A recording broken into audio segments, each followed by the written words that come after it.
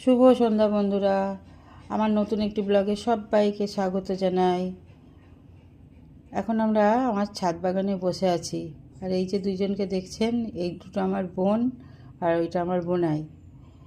এরা কিছুক্ষণ আগে এসছে, নিচে সবাই চা খেলাম, খেয়ে এখন ছাদে বসে সবাই গল্প করছি। সন্ধ্যা প্রায় হয়ে এসছে, লাইটগুলোকে জ্বালিয়ে দিই দাঁড়ান। এই যে আমার কর্তামশাই এতক্ষণ ছিলেন না, উনি এখন আসলেন। এখন সবাই মিলে গল্প চলবে কিছুটা সময়।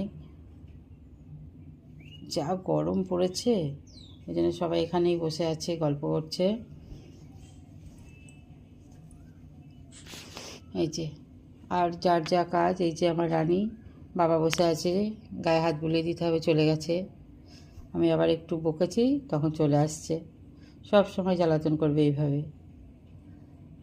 এখন রাত্রের খাবারের আয়োজন করি, সবাই চলে যাবে। রাত্রে আজকে একটু লুচি বানাবো ভাবছি, আর করব আলুর তরকারি আর মাংস।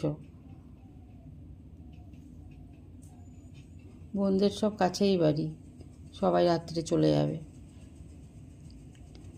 যথারীতি আমার আলুর তরকারি মাংস হয়ে গেছে, এবার লুচিটা করে নেব। আমার ঠাকুমাও এসছে। আমার ঠাকুমার বয়স প্রায় 90 বছর। এর আগের অনেক ভিডিওতে হয়তো ওনাকে দেখেছেন। দাঁড়ান, আমার ঠাকুমাকে দেখাচ্ছি পরে।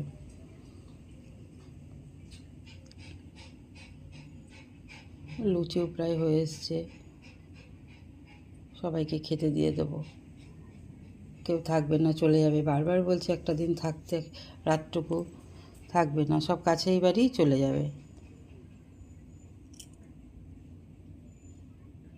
সবাইকে এখন খেতে দেব লুচি, আলুর তরকারি আর মিষ্টি।